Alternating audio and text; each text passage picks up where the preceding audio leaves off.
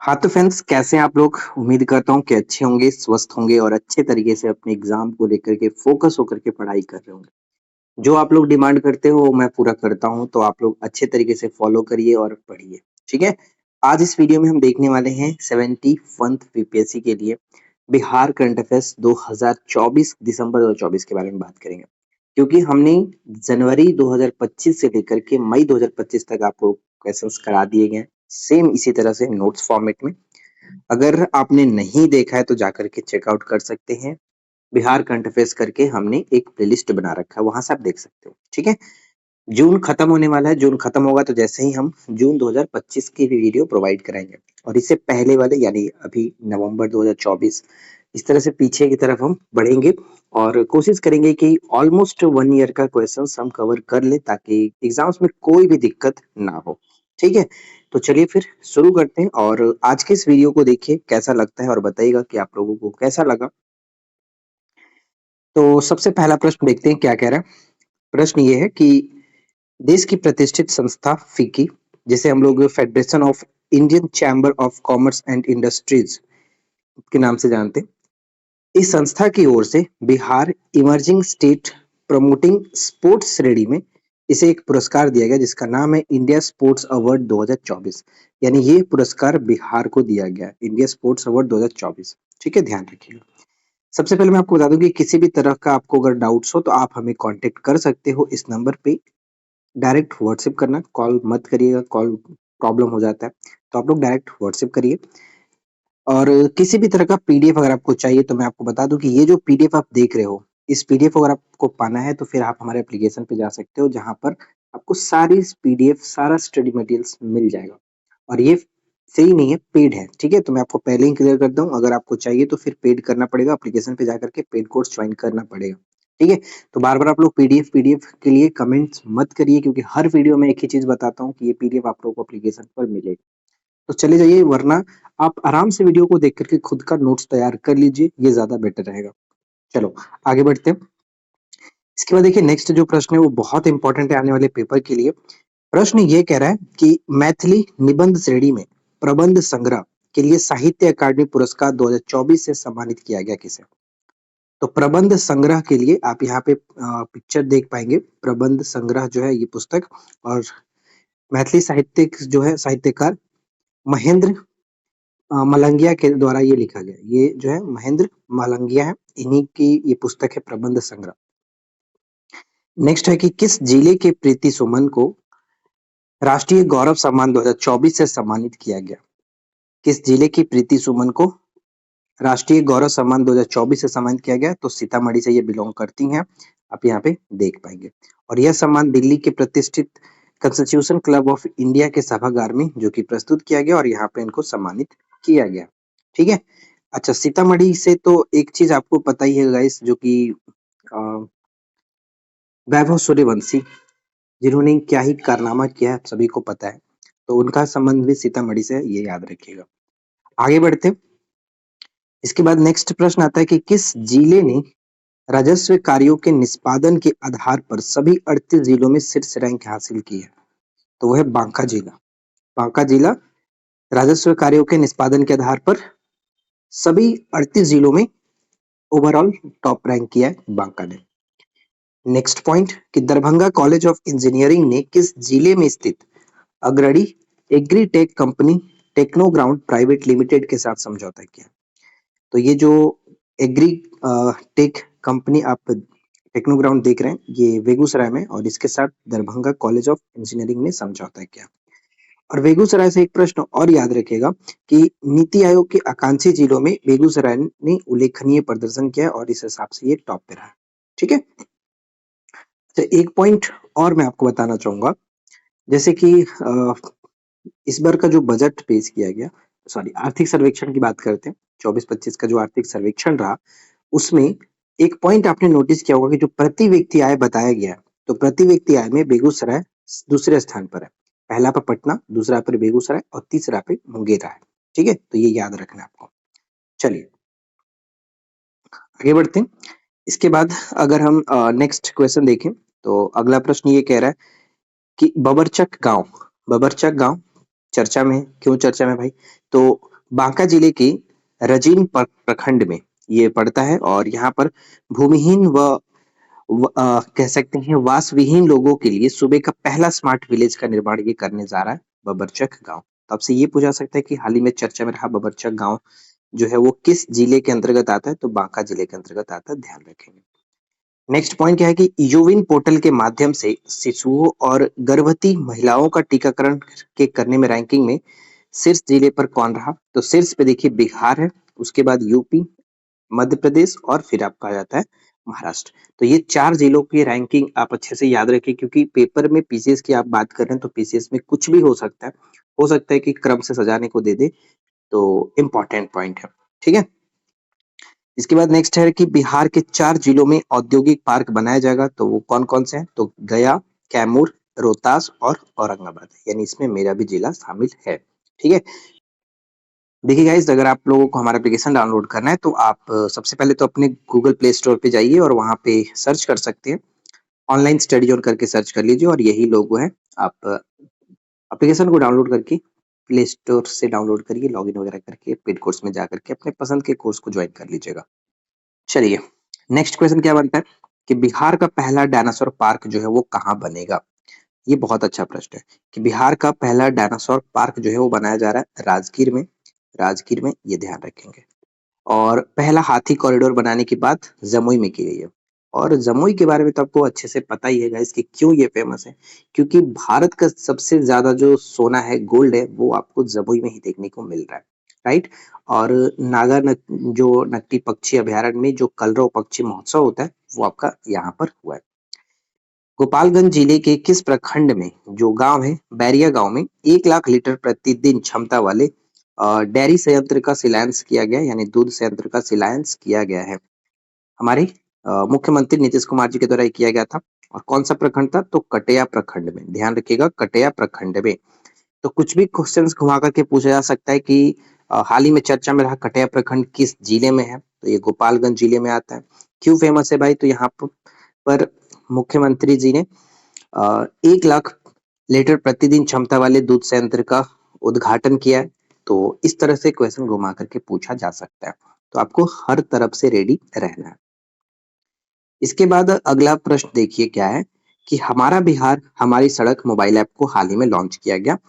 बिहार के ग्रामीण कार्य विभाग के द्वारा ये लॉन्च किया गया और इसका उद्देश्य ये है कि सड़कों की खराब स्थिति, जैसे कि गड्ढा हुआ है, कहीं टूटा फूटा है, तो इन सभी चीजों को, अन्य समस्याओं की निगरानी करने के लिए ये मोबाइल ऐप बनाया गया। हमारा बिहार हमारी सड़क मोबाइल ऐप किसके द्वारा बनाया गया भाई? तो ग्रामीण कार्य विभाग के द्वारा, ये ध्यान रखेंगे। नेक्स्ट क्या आता है? एक पुस्तक लॉन्च किया गया जिसका नाम है आरोग्य पथ पर बिहार जन स्वास्थ्य का मंगल काल। ये मैंने यहाँ पे जो काल लिख दिया ये थोड़ा सा एक्स्ट्रा हो गया था। आरोग्य पथ पर बिहार जन स्वास्थ्य का मंगल काल, ये पुस्तक का नाम है और इसको लिखा गया है किसके द्वारा? तो मंगल पांडे जी के द्वारा, जो कि स्वास्थ्य मंत्री भी है, आपको पता ही है। यहाँ पे आप देख सकते हो पुस्तक का कवर पेज ये है, याद रखिएगा, इंपॉर्टेंट रहेगा, ठीक है? नेक्स्ट क्या आता है? नेक्स्ट प्रश्न है कि बिहार बिजनेस कनेक्ट 2024 जो कि बिहार के पटना में 19 से 20 दिसंबर को संपन्न हुआ था पटना में। और इसमें कई कंपनियों ने, करीब 453 कंपनियों ने निवेश की बात कही है। और कितने निवेश की बात हुई है? 1.80 लाख करोड़ रुपए के निवेश की बात की गई है। तो यहाँ पे बस 2 चीज याद रखना है कि बिहार बिजनेस कनेक्ट 2024 का आयोजन कहाँ किया गया था और कितने करोड़ निवेश की बात की गई है। तो ये सब इम्पोर्टेंट है। चलिए, इसके बाद हम नेक्स्ट प्रश्न पे आते हैं और अगला जो प्रश्न है वो आने वाले पेपर के लिए बहुत ज्यादा इम्पोर्टेंट हो जाता है। प्रधानमंत्री राष्ट्रीय बाल पुरस्कार 2024 जो कि हाल ही में घोषणा की गई और इसमें टोटल 17 विजेताओं के बारे में बताया गया और इसमें 7 जो कि बॉयज थे और 10 गर्ल्स थे, टोटल 17, ठीक है? बाल पुरस्कार है ये। और इन 17 में से 2 जो थे वो बिहार से बिलोंग करते हैं, जिसमें एक गोल्डी कुमारी है जो कि नालंदा के पैरा एथलीट है। और यहाँ पे आप इनका पिक्चर देख सकते हैं, राष्ट्रपति द्रौपदी मुर्मू जी सम्मानित कर रही हैं। और एक दूसरा नाम आप याद रखेंगे, सौरभ कुमार, ठीक है? सौरभ कुमार जो कि शेखपुरा से बिलोंग करते हैं और इन्होंने तालाब में 3 बहनों को डूबते हुए पानी से मतलब बचाया है, पानी में डूबने से बचाया था तालाब में। तो इस वजह से इनको भी सम्मानित किया गया। तो इन दोनों पिक्चर को ध्यान में रखिए और अच्छे से याद रखिएगा कि प्रधानमंत्री राष्ट्रीय बाल पुरस्कार 2024 में बिहार से कितने लोगों को सम्मानित किया गया? 2 लोगों को, जिसमें एक गोल्डी कुमारी और दूसरा सौरभ कुमार। गोल्डी कुमारी का संबंध जो होता है वो नालंदा जिले से और सौरभ कुमार का संबंध शेखपुरा से। याद रहेगा? चलिए, इसके बाद अगला प्रश्न क्या आता है कि मुख्यमंत्री का प्रगति यात्रा का पहला चरण जो है वो कब स्टार्ट हुआ? तो मुख्यमंत्री का प्रगति जो यात्रा रहा वो पहला चरण 23 दिसंबर से 28 दिसंबर तक जो कि रहा। ठीक है? तो ये याद रखना है। चलिए इसके बाद बढ़ते हैं नेक्स्ट स्लाइड पे। अगला प्रश्न ये कह रहा है, ध्यान से देखिए। प्रश्न ये है कि राष्ट्रीय डाक प्रदर्शनी का आयोजन कहाँ किया गया? तो ये पटना के ज्ञान भवन में आयोजन किया गया और इसका उद्देश्य था कि डाक विरासत का जश्न मनाना। ठीक है? डाक विरासत का जश्न मनाना इसका उद्देश्य था। और इस आयोजन में इस प्रदर्शनी में 2 पुस्तक का भी विमोचन किया गया, जिसमें एक है बिहार का गौरव और दूसरा है बिहार का डाक विरासत।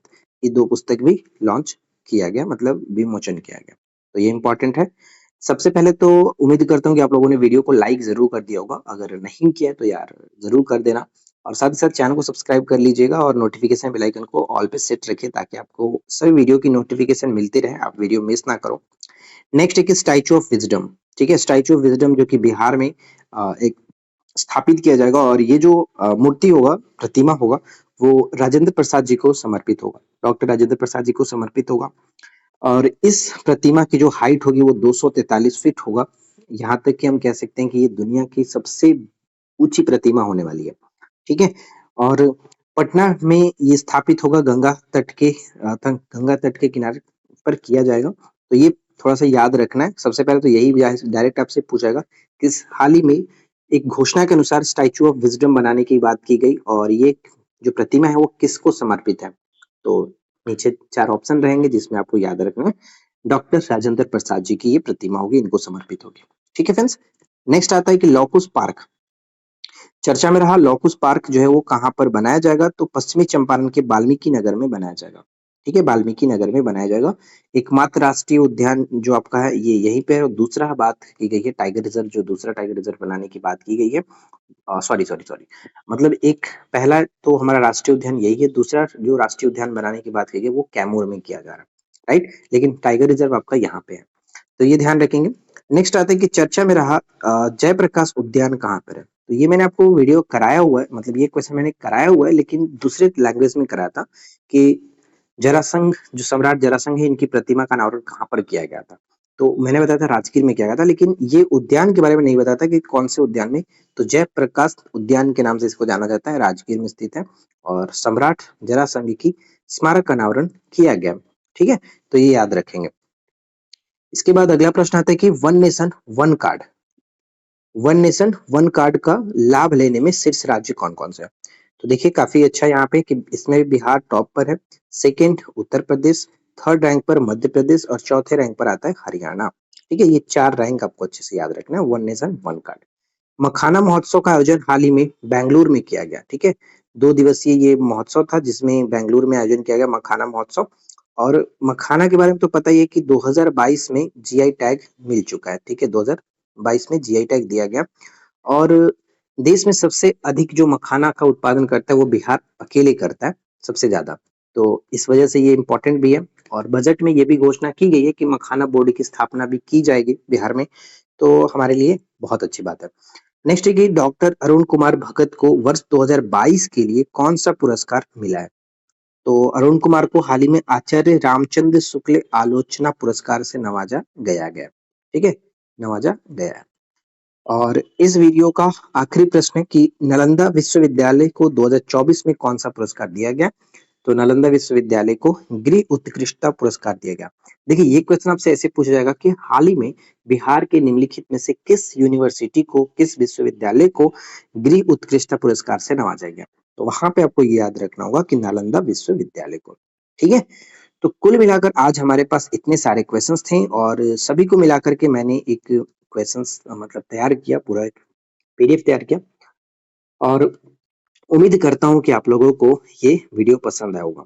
दिसंबर 2024 से जो भी चीजें पेपर में पूछे जानी चाहिए वो मैंने यहाँ पे इंक्लूड कर दिया है और अगर आपने यहाँ तक वीडियो को देख लिया है तो बहुत अच्छी बात है। बहुत-बहुत धन्यवाद आपका। इसका पीडीएफ के लिए तो जैसा कि मैंने आपको बताया कि अगर आपको बना-बनाया पीडीएफ चाहिए, तो फिर आप हमारे एप्लीकेशन पे जाकर के बिहार स्पेशल का सिर्फ़ और सिर्फ़ बिहार स्पेशल चाहिए, तो आप हमारे बिहार स्पेशल वाले बैच जो कि 99 में आता है, आप उसको जॉइन कर लो। उसमें सारी बिहार की स्टडी मटेरियल्स मिल जाएगी, चाहे वो बिहार का स्टैटिक हो, बिहार का करंट अफेयर्स हो, सब कुछ बिहार वाला मिल जाएगा, ठीक है? और अगर आपको पूरा स्टडी मटेरियल्स चाहिए आने वाले 71वीं बीपीएससी के लिए, तो आप हमारे 71वीं बीपीएससी वाला जो बैच है उसको ज्वाइन कर सकते हो, जहाँ पे 249 के साथ आपको वो पूरा स्टडी मटेरियल्स वाला बैच मिल जाएगा, जिसमें सभी सब्जेक्ट के नोट्स मिलते हैं, राइट? तो कुल मिलाकर के बात यही है कि अगर आपको पीडीएफ चाहिए तो फिर आप हमारे एप्लीकेशन पे जा सकते हैं। इस वीडियो में इतना ही फ्रेंड्स, मिलते हैं नेक्स्ट वीडियो में नए टॉपिक के साथ। Thanks for watching, keep learning, have a good day.